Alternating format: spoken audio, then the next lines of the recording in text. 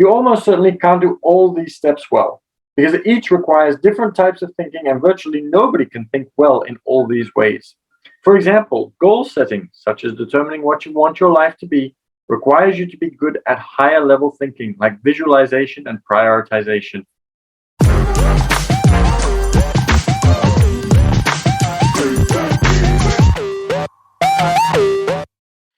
Okay, so yes, first of all, my 7-year plan fell off the wall, and then Zoom wanted to update, and it took a little bit longer than I was expecting, even though I was actually on the Zoom quite early. But things happen in life. Let's not worry about that too much. We're going to get into Principles by Ray Dalio, and I am looking forward to reading for you and looking forward to all the little hearts and everything else that everybody sends on Bigo, and I am looking forward to learning something new and figuring out all sorts of different things that I'm going to be able to implement from this for today. So let's get into it. Here we go. 2.6, remember that weaknesses don't matter if you find solutions. And let me see.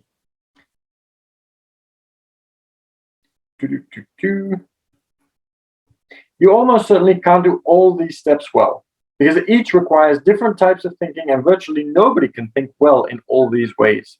For example, goal setting, such as determining what you want your life to be, requires you to be good at higher level thinking, like visualization and prioritization.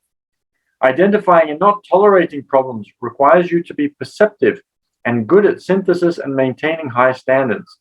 Diagnosis requires you to be logical, able to see multiple possibilities, and willing to have hard conversations with others. Designing requires visualization and practicality. Doing what you set out to do requires self-discipline, good work habits, and a results orientation. Who do you know who has all these qualities? Probably no one. Yet doing all 5 steps well is required for being really successful. So what do you do? First and foremost, have humility so you can get what you need from others. Everyone has weaknesses. They are generally revealed in the patterns of mistakes they make. Knowing what your weaknesses are and staring hard at them is the first step on the path to success. And I just realized we already read that section yesterday. Part A, look at the patterns of your mistakes and identify at which step in the 5-step process you typically fail. Ask others for their input too, as nobody can be fully objective about themselves. So we are talking about Ray Dalio's spiral of all the things that you need to be working on. So first of all, you need to be, let's have a look, identifying problems, and then you need to diagnose, and then you need to be able to see multiple possibilities, design and visualize, and then, so you want to be able to, first of all, make sure that you figure out what the problem is, then figure out what the solutions are, and then make adjustments, and then go back to setting a new goal once you've done that. His process is a little bit bigger than that one, and I think I have it here so I can tell you the exact steps. And it's not that one, but it's the other one, isn't it? It is in here somewhere. Otherwise, we will just continue. I think I saw it. Here we go. It's the Ray Dalio loop. So goals, problems, diagnosis, design, and doing. So you have a goal, and then you find out what kind of problems come along as you go to work towards that goal. Then you diagnose those problems to find out what is really the root cause of those problems. Then you design a solution, and then you implement that solution. And then once that is working, you set a new goal in order to be able to get better. And then you find out the problems, you diagnose, you design, and then you do again. So not everybody's going to be good at every single step. So you might need a team to help you out with that, or you might need to see if you can strengthen your weaknesses a little bit.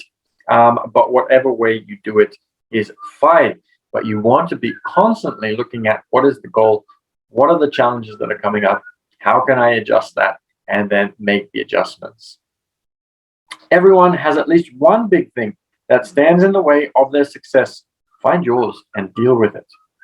Write down what your one big thing is, such as identifying problems, designing solutions, pushing through to results, and why it exists. Your emotions trip you up. You can't visualize adequate possibilities.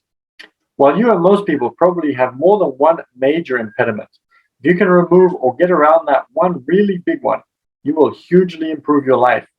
If you work on it, you will almost certainly be able to deal successfully with your one big thing. You can either fix it or you can get the help of others to deal with it well.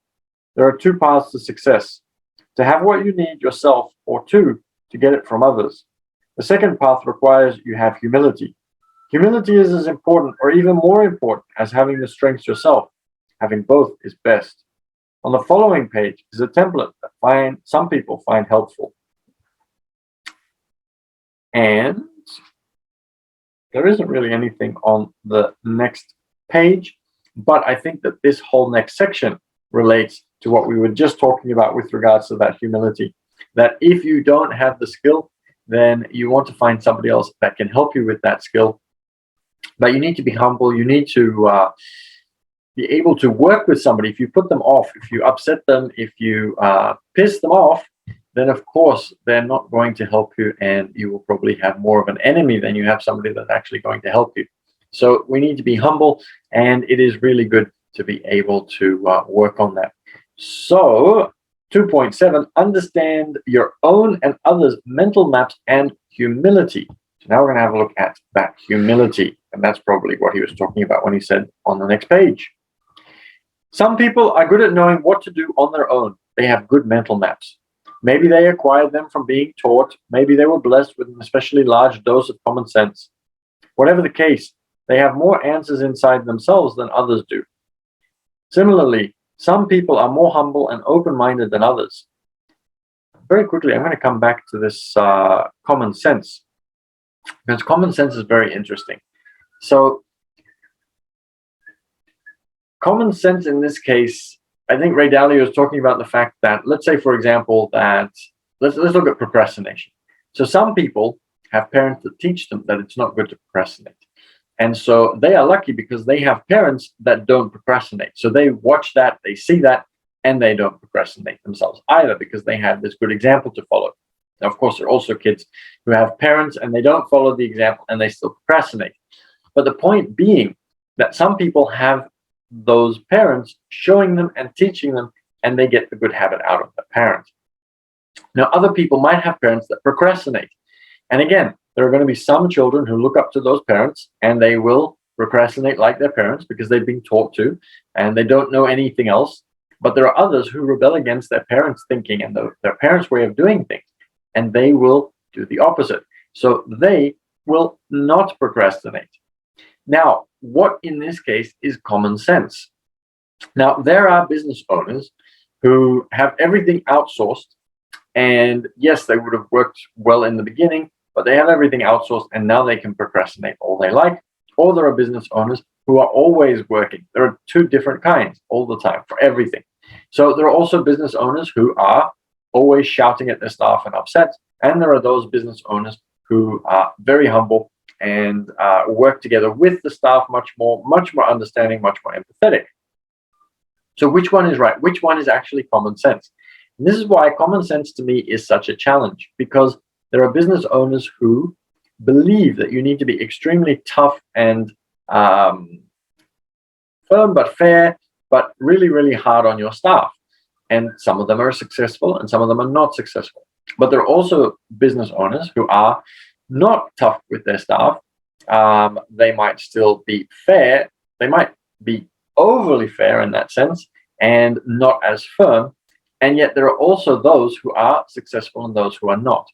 So I don't necessarily think that there is something which you'd call common sense, because, perfect example, when I was at university, I had a friend and I think I was washing some dishes, and he looks at me, he says, if you haven't had oil on those, anything oily on them, then you can just rinse them, you don't have to wash them. Now, at home, my parents used to wash them all the time, regardless of whether they were oily or not. But his family just had a different way of doing it. But what is common sense? Well, if you've never learned a certain thing, then how does that make that common sense? Another really good example, and this is one of my favorites, common sense from the perspective of what everybody else is doing. And this, I think, is where common sense usually comes from. And this is where I have a challenge with common sense. So when my mother was younger, she used to go for walks along the beach because she loved it.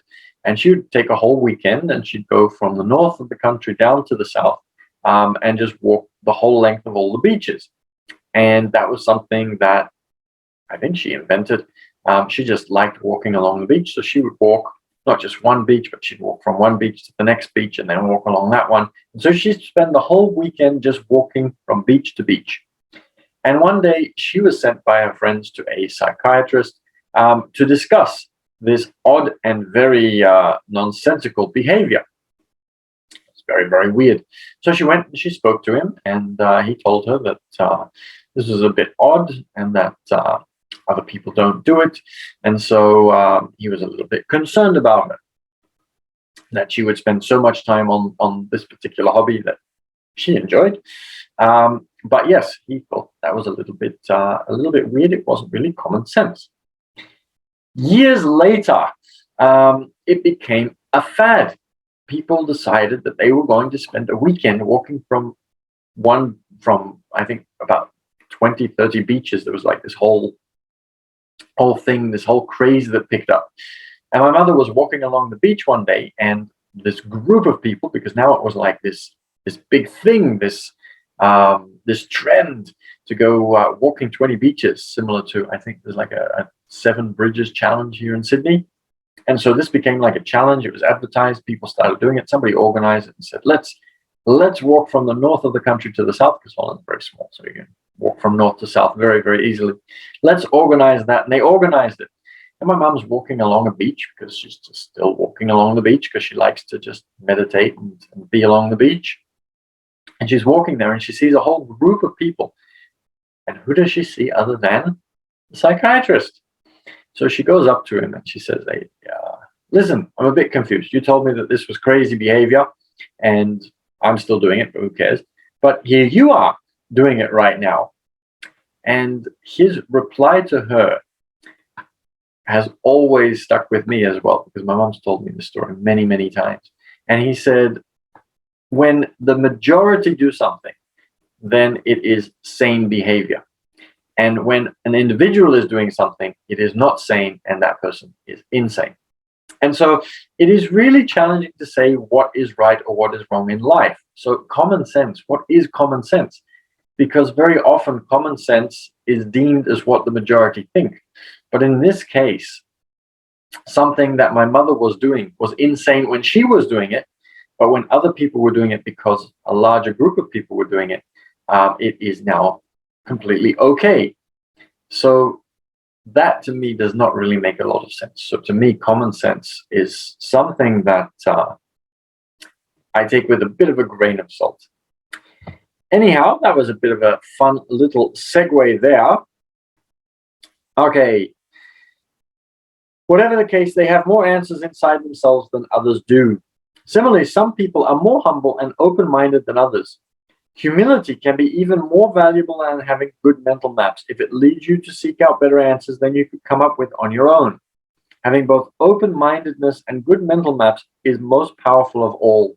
So I think that rather than common sense, I think what we need to look at is, okay, I want to become successful at something. So I am going to see what the successful people that I admire are doing and follow that.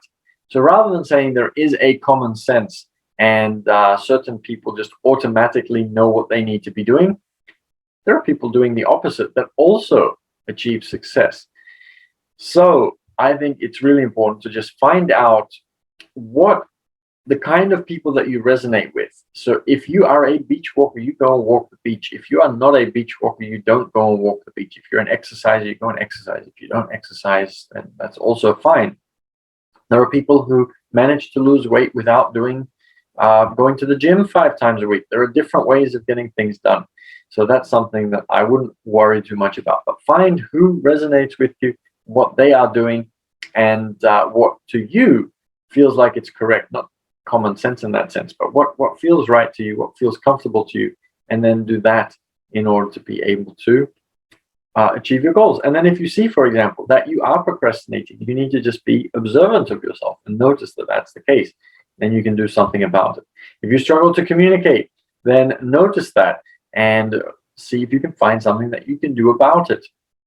So you don't have to be a certain person. You don't have to have been born a certain person. You don't have to automatically know X, Y, or Z.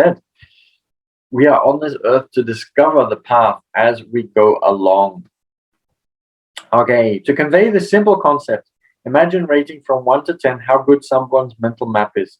In other words, what they know on the y-axis and how humble, open-minded they are on the x-axis, as shown on the opposite page. I'll quickly show you there, so you can see that there's a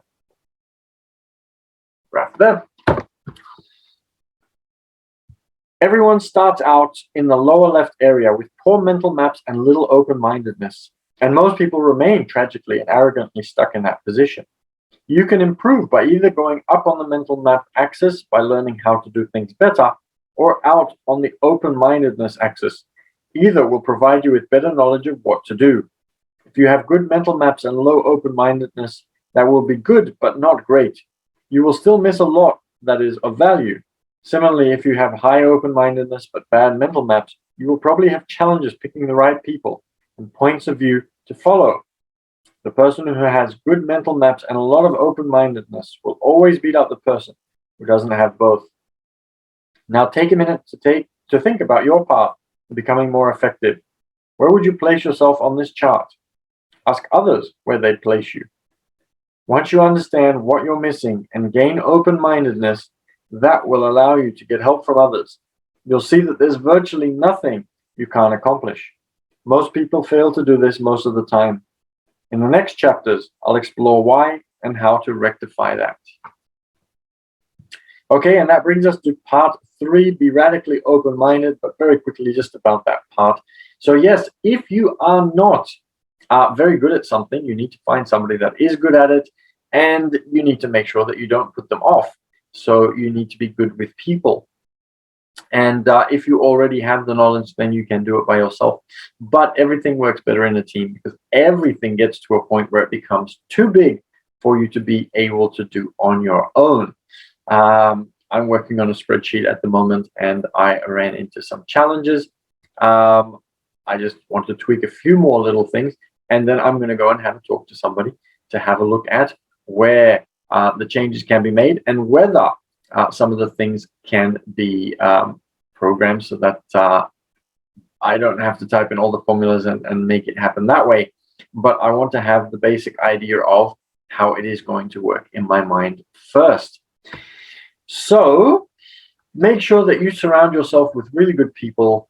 Make sure that you have as much knowledge as possible yourself as well. And in order to be able to surround yourself with good people, make sure that you have that you're very good at dealing with people. Otherwise, you're just going to chase everybody off and scare everybody off. So we will continue. Let's have a look. I am just wondering what day it is today. Is it already Friday? It is. I will see you all again on Monday at 8 a.m. and we will continue from part 3.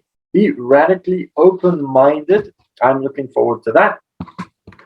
If you enjoyed these videos, then feel free to also watch the rest of them. We've recorded them all, so you can actually start principles from the beginning with my commentary. We have Rich Dad Poor Dad there. We have The Art of Thinking Clearly, some really amazing books that I have read and, yes, given my commentary to. And I would love to know more about what you think as well. But if you want to watch more, go to the YouTube channel, The Passive Cashflow Club, and you'll be able to find them all there. Make sure you subscribe because that way you'll know when we upload a new video. These ones go up daily, but we're also starting to do question and answer videos, which is very exciting. At the end of last week, I made 14 new videos based on your questions. So keep the questions coming. You can send them through to Instagram, business_team_6_official. And you'll be able to get in touch with me personally and send me a message and let me know what kind of questions you have. You can let me know what you think of Ray Dalio principles. You can let me know what you think of my commentary. If you agree with me, if you disagree with me, I really would love to know, especially for all of the people on Bigo, because there are so many of you and I can only see a little bit of what you are saying. I love the hearts, but I'd love to be able to get in touch with you and actually get to know you. So if you have questions, feel free to reach out. And if you, I was going to say, if you also subscribe, then if you ask a question, you'll know when your question gets uploaded so that you can get the answer. And if it's not your question, that's also fine, because yes, it might be a question that you didn't know you have, and it might help you solve something that you are working on at the same time anyhow. Okay, and finally, I love everything investing and wealth creation and passive income and economics and all of those kinds of things. So if there is something that you'd like to do to improve your circumstances, or if you'd like to learn about and get into, we have educational nights that you can attend. It is part game, part educational tool, and we do them online and offline, and we are looking at starting to do more of those. So if you'd be interested, come along and join us, and you'll have fun. You'll learn about real estate, stocks, business, all of those different kinds of things. And it is a safe environment where you're not going to lose any money. You're going to be learning, and we're going to start doing courses so that you can actually learn it step by step. And then from there, you're going to be able to then take a step into real life. And we would be happy to assist you with that as well. Make sure that you are taking action on your dreams. So if you'd be interested in that, send a message to Instagram, business_team_6_official, and I'll get my VA to send you the details. Would love to meet you in person, either online or offline. And I wanted to quickly say thank you for joining today. Remember to make the switch to unlock your rich, because if you keep doing everything the way you've always done it, you are going to get the same results. So make that switch, unlock your rich in relationships, health, and wealth. And I'll see you for another reading on Monday. And I'm going to jump across to Bigo to say hello to everybody that got in touch with me there. So see you all on Monday. Have a great weekend.